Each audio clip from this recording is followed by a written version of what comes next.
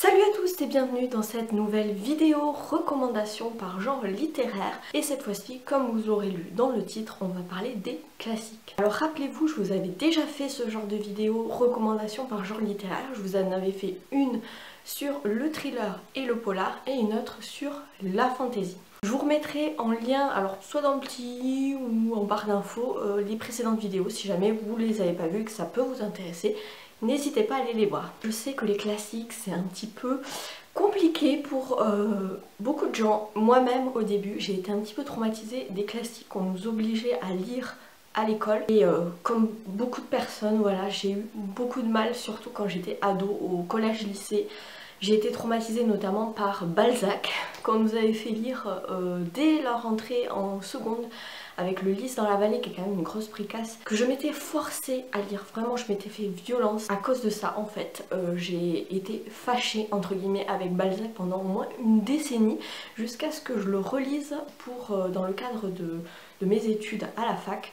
Et donc là, après, j'ai pu me réconcilier avec Balzac, et entre temps, j'avais découvert plein d'autres auteurs, notamment Zola, notamment Choderlos de Laclos, notamment Flaubert, enfin bref, il y avait énormément d'auteurs que j'ai découverts à la fac et je pense que j'avais plus la maturité en fait de comprendre mieux les classiques quand j'étais à la fac que quand j'étais au lycée ou au collège. Donc je pense que c'est aussi une question de rencontre. De toute façon la lecture c'est ça, c'est une question de rencontre, de bon timing, au bon moment, avec le bon livre. Et je pense que moi personnellement quand j'étais au collège ou au lycée, j'avais pas la maturité nécessaire pour lire des classiques, même si je sais qu'il y en a qui ont déjà la maturité dès le collège. Moi je me rappelle d'une copine qui lisait Victor Hugo en 4ème et elle adorait ça. Moi j'aurais pas pu, voilà.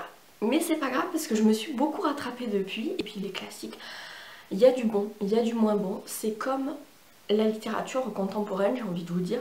Il suffit de trouver les petites pépites. Et c'est ce que je vais faire dans cette vidéo, vous présenter les livres qui moi m'ont le plus marqué, ceux que j'ai le plus aimé. Et après il n'y a pas vraiment de classement, il y en a qui m'ont marqué plus que d'autres. Il y en a que j'ai préféré, mais j'ai pas voulu mettre de classement parce que voilà, il y en a pour tous les goûts. J'espère que cette vidéo vous plaira. N'hésitez pas d'ores et déjà à me mettre en commentaire quels sont vos classiques préférés. Comme ça, je pourrais peut-être les lire prochainement, ça pourrait être sympa. Donc je commence tout de suite avec le premier que je vous présente, c'est Jane Eyre de Charlotte Brontë.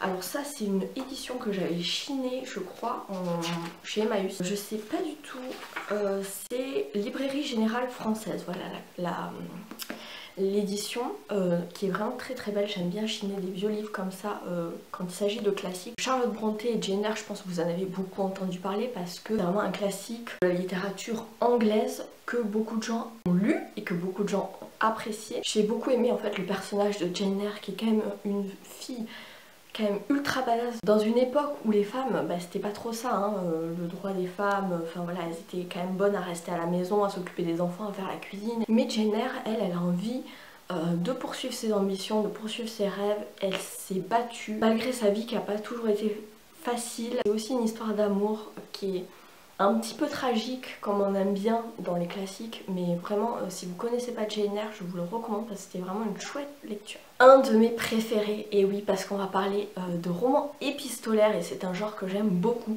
Donc il s'agit des Liaisons dangereuses de Choderlos de Laclos, ici aux éditions La Bibliothèque classique de la Dépêche. Le livre ça a été une grosse claque, j'ai adoré en fait les personnages principaux qui sont la marquise de Merteuil et le vicomte de Valmont qui sont incroyablement machiavéliques, qui vont manipuler tous les autres personnages, que ce soit Madame de Tourvel, Cécile Volanges ou Danceny, et ils sont incroyablement mesquins, machiavéliques, et c'est sympa de lire ça à travers une plume, je sais plus, 18e siècle je crois. C'est très beau, enfin voilà, le côté épistolaire amène vraiment un truc spécial, une espèce de poésie, mais en même temps c'est un peu cruel, et j'avais adoré ce bouquin. Ça va parler d'amour, de trahison, de faux semblants, de séduction, enfin voilà, il y a beaucoup de choses dans ce roman, écrit donc sous forme de lettres, et vraiment un de mes préférés.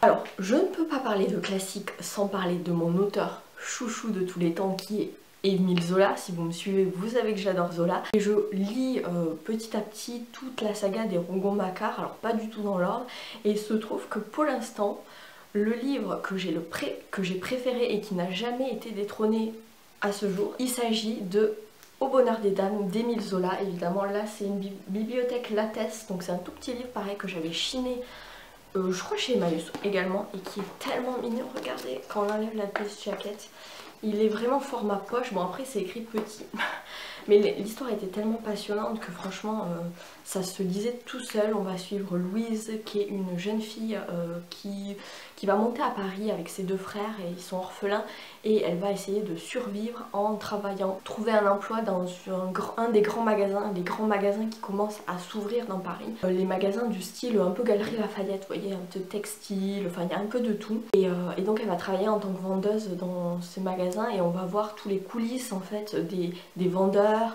On va suivre aussi Octave Mouret qu'on connaissait dans Pobouille, qui maintenant est à la tête de Au bonheur des dames, et donc qui est le grand directeur du magasin. Et voilà, c'était chouette, toute cette ambiance un peu d'effervescence de Paris, des grands magasins, des textiles, des froufrous, des dentelles, enfin voilà, c'était vraiment génial. J'ai adoré ce bouquin, pour l'instant c'est mon Zola préféré. Je continue avec une magnifique édition de Belle Amie, oula ça brille, Belle Amie de Guy de Maupassant. Alors ça c'est quoi comme édition, parce que je sais qu'on va me le demander.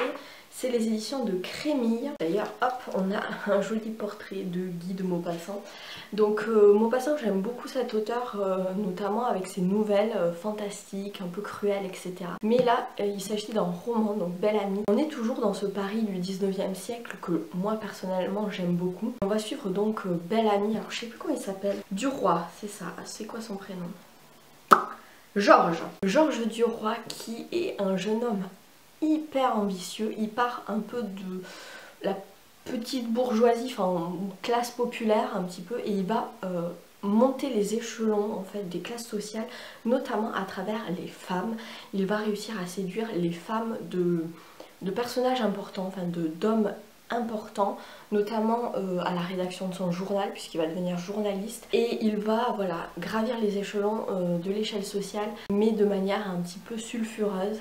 Et c'est un personnage qu'on adore détester, Georges Duroy, mais voilà, j'ai beaucoup aimé en fait cette ambiance parisienne 19e siècle, et puis ce côté ascension sociale où parfois il faut marcher sur les pieds, il faut parfois tordre le cou un petit peu à l'éthique, à la morale, mais c'était vraiment chouette. Je continue avec un autre classique qui m'a beaucoup bouleversée. Il s'agit des Misérables de Victor Hugo. Ça c'est une très vieille édition de la Bibliothèque Verte. Je crois que j'avais récupéré de chez mes parents.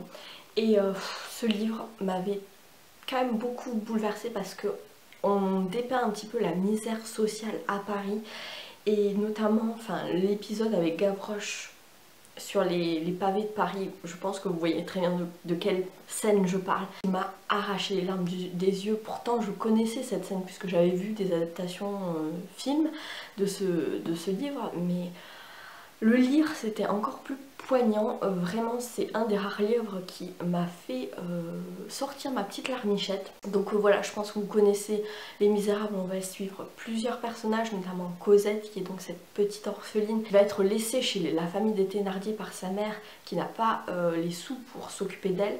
Les Thénardier qui sont une famille épouvantable, qui l'esclavagise un petit peu, enfin même carrément, et elle va être sauvée des griffes des Thénardier par Jean Valjean, qui est donc un forçat bagnard, enfin un homme qui a fait de la prison, du bagne, etc. mais qui a quand même un grand cœur, et ensemble ils vont former une nouvelle famille, et il va leur arriver plein de choses. Et on va suivre aussi un commissaire de police qui s'appelle Javert, putain, la mémoire. Et voilà, tout ça se passe à Paris au 19e, et j'aime trop, voilà, j'aime trop Victor Hugo, allez-y. Et je trouve que celui-là est quand même plus optimiste entre guillemets que Notre-Dame de Paris, qui était quand même très triste. Rien à voir avec la version Disney édulcorée de Disney, mais je sais pas, pourtant Victor Hugo c'est quand même pas très gai, mais bon, moi j'ai adoré. Je continue avec un autre auteur que j'aime beaucoup. Comme vous voyez, je suis très 19e siècle, hein. Voilà, et donc Madame Bovary de Flaubert, ça c'est vraiment un classique. Pareil, édition bibliothèque classique de la Dépêche. Donc là on va sur une femme, Emma Bovary, qui est mariée à Charles Bovary, qui est médecin de campagne, et elle s'ennuie ferme dans sa vie, vraiment, parce que Charles est un gentil garçon, mais il est un peu, comment dire, pas très intéressant. Et du coup elle va commencer à avoir des relations adultérine avec d'autres hommes qui sont beaucoup plus pétillants, j'ai envie de dire, qui lui font des petits papillons dans le ventre. Et bah c'est ça en fait l'histoire de Madame Bovary. D'un côté on comprend que Emma elle se fait chier dans sa vie, elle est pas là pour faire la bonne petite femme. Voilà, elle a envie d'autre chose. D'un côté on la comprend, mais d'un autre côté la morale en prend un coup puisqu'elle trompe son mari, le pauvre Charles qui lui... Voilà, c'est un gentil garçon, c'est un brave type et voilà. Et la fin était... Voilà, les scènes de fin, j'aime beaucoup quand il y a des scènes comme ça qui sont hyper poignantes, hyper déchirantes, marquent les esprits. Et là pour le coup, la fin de Madame Bovary, je m'en souviens encore. Un autre de mes classiques préférés, mais là je pense qu'on part, je sais plus, au 17e, 16e siècle, on remonte un petit peu dans le temps, avec La Princesse de Clèves. Oula, il brille un peu trop. C'est une très très belle édition, donc La Princesse de Clèves de Madame de Lafayette. Alors l'édition, je vais vous la trouver. Édition Rambaldi, pareil que j'avais chez Emmaüs, et j'en ai à peu près 3 exemplaires de La Princesse de Clèves, qui est un de mes romans préférés, où on va suivre une jeune fille, donc qui n'est pas la princesse de Clèves au début, je sais plus comment elle s'appelle, qui va épouser le prince de Clèves. C'est un gentil garçon, elle n'a pas eu de coup de cœur, franchement elle pense que l'amour c'est pas fait pour elle. Elle se laisse convaincre par sa mère d'épouser le prince de Clèves qui a l'air d'être un mec sympa. Sauf que peu de temps après, elle va rencontrer le duc de Nemours. J'ai eu un bug.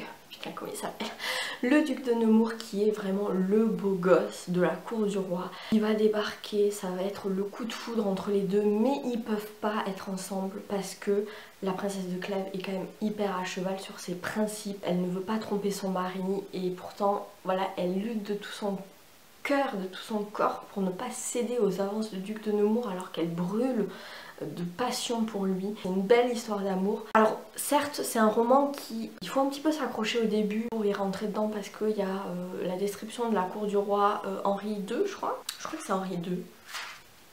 Je l'ai lu il y a un moment, hein, donc mes souvenirs, oui c'est ça, Henri II. Et du coup c'est vrai qu'au début la description de toute la cour, de tous les personnages, les marquis, les princesses, les machins, on se perd un petit peu, mais il faut passer en fait ce premier cap pour ensuite rentrer dans l'histoire et là ça devient intéressant. Donc voilà, si jamais vous voulez le lire, ne vous arrêtez pas aux premières pages, continuez, l'histoire va arriver à se mettre en place et ça va être cool. C'est vrai que la prise en main au début est un peu compliquée, mais c'est une chouette histoire que je vous recommande. Et enfin le dernier livre classique que je vous recommande et qui a vraiment été un livre plein d'aventures, et il s'agit des Trois Mousquetaires d'Alexandre Dumas, que j'ai adoré vraiment. Donc l'histoire des Trois Mousquetaires et d'Artagnan, Richelieu, etc. Je pense que vous connaissez ce roman de cap et d'épée avec la méchante Milady de Winter. Voilà, je pense que tout le monde connaît un petit peu l'histoire des Trois Mousquetaires, mais le lire c'est encore mieux, vraiment, allez-y. Ok, c'est une petite pavasse, mais vous n'avez pas le temps de vous ennuyer parce qu'il se passe